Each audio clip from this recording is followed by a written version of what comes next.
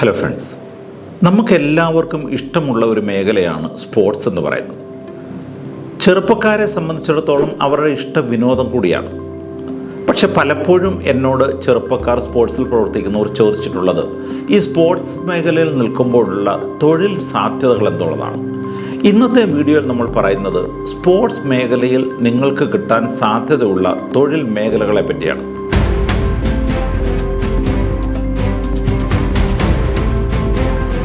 സാധാരണ പണ്ട് കാലങ്ങളിൽ കായിക രംഗത്തെ തൊഴിൽ മേഖല എന്ന് പറയുന്നത് കായിക അധ്യാപകനോ അതിനപ്പുറത്ത് പരിശീലകനോ ആയിരിക്കും. പക്ഷേ കാലം പുരോഗമിച്ചു കഴിഞ്ഞപ്പോഴേക്കും കായിക മേഖലകൾ ഒരു പ്രൊഫഷണൽ മേഖലയായി മാറുകയും അതിൽ തന്നെ അനേകം സാധ്യതകൾ വരികയും ചെയ്തിട്ടുണ്ട്.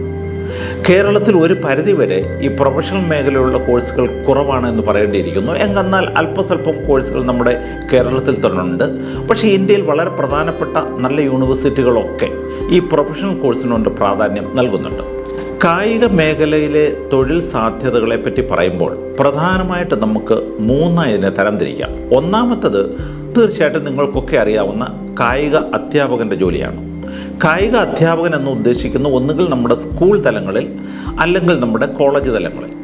സ്കൂൾ തലങ്ങളിൽ കായിക അധ്യാപകരാകേണ്ടവർ ഗ്രാജുവേഷൻ നേടിയിരിക്കണം. ഇപ്പോൾ 4 വർഷത്തെ കോഴ്സുണ്ട്. 4 വർഷത്തെ കോഴ്സ് ചെയ്യുന്നവർക്ക് സാധാരണ പിന്നീടുള്ള BEdന് തത്തുല്യമായ BPEd പലരും പറയുന്നില്ല. ചില യൂണിവേഴ്സിറ്റികൾ ഇപ്പോഴും കായിക മേഖലയിൽ ബാച്ചലർ ഓഫ് ഫിസിക്കൽ എഡ്യൂക്കേഷനോ ബാച്ചലർ ഓഫ് BPE അഥവാ BPEd നടത്തുന്ന 3 വർഷ കോഴ്സാണ്. 3 വർഷ കോഴ്സ് ആണെങ്കിൽ നിങ്ങൾക്ക് പിന്നീട് BPEd എന്ന 2 വർഷത്തെ കോഴ്സ് കൂടി ചെയ്യേണ്ടത് വരും ഒരു സ്കൂളിൽ കായിക അധ്യാപകൻ ആകണമെന്നുണ്ടെങ്കിൽ. നേരെ മറിച്ച് നിങ്ങളുടെ ഉദ്ദേശം കോളേജുകളിൽ കായിക അധ്യാപകനാകുക അല്ലെങ്കിൽ യൂണിവേഴ്സിറ്റികൾ ഫിസിക്കൽ എഡ്യൂക്കേഷൻ ഡയറക്ടർ ആകുക എന്നാണ് ഉദ്ദേശമെങ്കിൽ തീർച്ചയായിട്ടും നിങ്ങൾ കായിക മേഖലയിൽ പോസ്റ്റ് ഗ്രാജുവേഷൻ ചെയ്തിരിക്കണം. അതായത് BPEക്ക് ശേഷം അഥവാ BPEdന് ശേഷം MBA ചെയ്യുക, പോസ്റ്റ് ഗ്രാജുവേഷൻ ചെയ്യുക. അതിനുശേഷം നെറ്റ് ക്ലിയർ ചെയ്യണം. ഒപ്പം നിങ്ങൾക്ക് PhD ഉണ്ടായിരിക്കണം. നെറ്റാണ് ഇപ്പോൾ കമ്പൾസറി ആയിട്ടുള്ളത്. എപ്പോഴും നല്ലതാണ് PhD ചെയ്യുക എന്നുള്ളതാണ്. ഇതിൻ്റെ കേരളത്തിലെ സാധ്യതകൾ, പഠന സാധ്യതകളെ പറ്റി പറഞ്ഞാൽ വളരെ നല്ല സാധ്യതകൾ പ്രത്യേകിച്ച് BPEdനും MBEdനും റിസർച്ചിനും കേരളത്തിലുണ്ട്. വളരെ നമ്മുടെ തിരുവനന്തപുരത്തുള്ള Lakshmibai national college of physical എഡ്യൂക്കേഷനാണ് കേരളത്തിലെ ഈ തരത്തിൽ ഏറ്റവും ഉയർന്ന ശ്രേണിയിൽ നിൽക്കുന്ന ഒരു കോളേജ്. അത് കേരള യൂണിവേഴ്സിറ്റിയുമായിട്ട് അഫിലിയേറ്റ് ചെയ്തിട്ടുള്ളതാണ്. അതിനോടൊപ്പം തന്നെ നമ്മുടെ MG യൂണിവേഴ്സിറ്റിയിൽ കോഴ്സ് നടക്കുന്നുണ്ട്, കണ്ണൂർ യൂണിവേഴ്സിറ്റിയിൽ നടക്കുന്നുണ്ട്, ക്രൈസ്റ്റ് കോളേജ് ഇരിങ്ങാലക്കുട ഈ കോഴ്സ് നടത്തുന്നുണ്ട്, കാലിക്കറ്റിൽ നടക്കുന്നുണ്ട്. അപ്പം നമ്മുടെ സംസ്ഥാനത്ത് അങ്ങോളം ഇങ്ങോളം ഫിസിക്കൽ എഡ്യൂക്കേഷനിൽ ഗ്രാജുവേഷനോ പോസ്റ്റ് ഗ്രാജുവേഷനോ ചെയ്യാൻ താല്പര്യമുള്ളവർക്ക് അനേകം അവസ്ഥകളുണ്ട്. രണ്ടാമത്തെ തൊഴിൽ മേഖല എന്ന് പറയുന്നത് പരിശീലകനാകുക എന്നുള്ളതാണ്. അതായത് ഒരു പ്രത്യേക സ്പോർട്സ് വിഭാഗത്തിൽ പരിശീലനാകുക എന്നുള്ളത് പരിശീലനാകാൻ ഇന്ത്യയിൽ എപ്പോഴും അനുവദിക്കപ്പെട്ടുള്ളതും പ്രശസ്തവുമായതുമായിട്ടുള്ളത് national institute of sports Patiala നടത്തുന്ന ഡിപ്ലോമ കോഴ്സാണ്.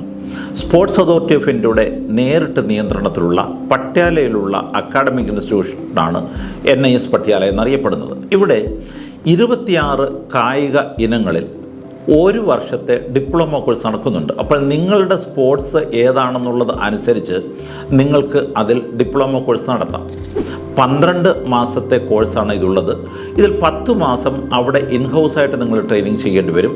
2 മാസം സ്റ്റൈഫൻഡോടുകൂടിയായ ഇൻറ്റേൺഷിപ്പുമാണ്. ഈ NIS പട്യാലയുടെ കോഴ്സ് പട്യാലയിൽ മാത്രമായി ഒതുങ്ങി നിൽക്കുന്നതല്ല.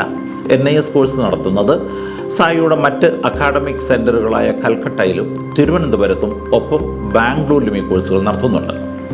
എന്നാൽ ഈ അടുത്ത കാലത്ത് ministry of youth affairs and sports NIS ഡിപ്ലോമയ്ക്ക് തത്തുല്യമായി ചില യൂണിവേഴ്സിറ്റികൾ നടത്തുന്ന ഡിപ്ലോമ കോഴ്സിനെയും അംഗീകരിച്ചിട്ടുണ്ട്.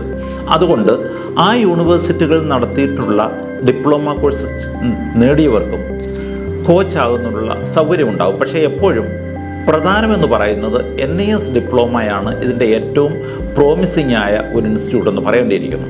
ഇതിനോടൊപ്പം തന്നെ വളരെ അടുത്ത കാലത്ത് ചില യൂണിവേഴ്സിറ്റികൾ ഗ്രാജുവേഷനും പോസ്റ്റ് ഗ്രാജുവേഷനും കോച്ചിങ് തുടങ്ങിയിട്ടുണ്ട്.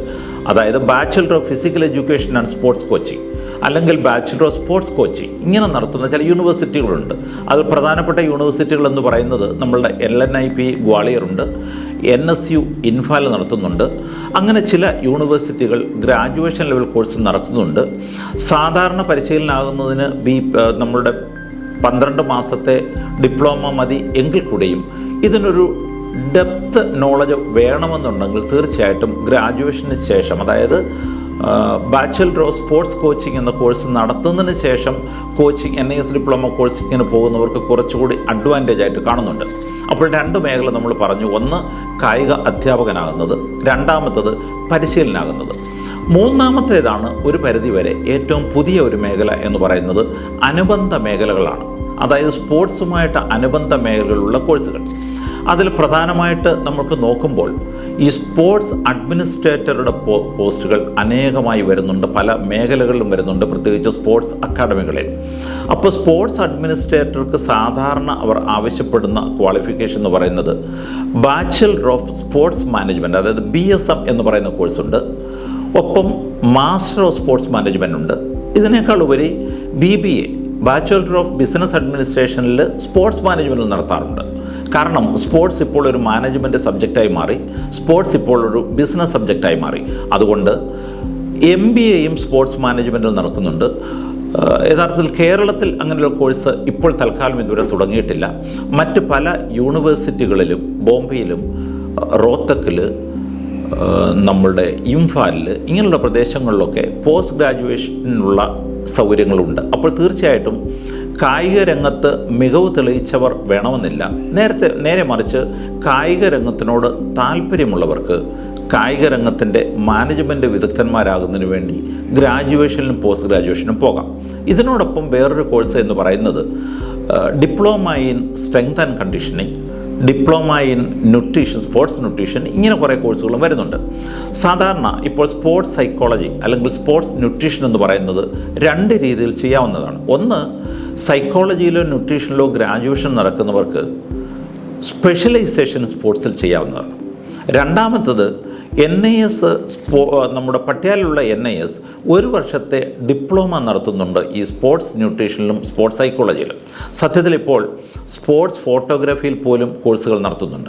ഇതിനേക്കാൾ വലിയൊരു മേഖലയാണ് ഈവൻറ്റ് മാനേജ്മെൻറ്റ് എന്ന് പറയുന്നത്. ഇപ്പോൾ സ്പോർട്സൊക്കെ വലിയൊരു ഈവൻ്റായി സംഘടിപ്പിക്കുന്നതുകൊണ്ടും സ്പോർട്സ് മാർക്കറ്റിംഗ് ഒരു സബ്ജക്റ്റായി മാറിയിരിക്കുന്നതുകൊണ്ടും സ്പോൺസർഷിപ്പിനെ കണ്ടുപിടിക്കുന്നത് പോലും ഒരു ബിസിനസ് ഓപ്പർച്യൂണിറ്റി ആയിട്ട് മാറിയിരിക്കുന്നതുകൊണ്ട് സാധാരണ MBA സ്പോർട്സ് മാനേജ്മെൻറ്റ് ചെയ്തവർക്കോ മാസ്റ്റർ ഓഫ് സ്പോർട്സ് മാനേജ്മെൻറ്റോ ചെയ്തവർക്കോ ഈ സാധ്യതകൾ വളരെയധികം സാധ്യതയുള്ള ഒരു കോഴ്സാണെന്ന് പറയേണ്ടിയിരിക്കുന്നു. അപ്പോൾ തീർച്ചയായിട്ടും നിങ്ങളൊരു കായിക മേഖലയിൽ പ്രവർത്തിക്കണമെന്നുണ്ടെങ്കിൽ നിങ്ങളൊരു കായിക താരം ആകണം എന്ന് നിർബന്ധമില്ല.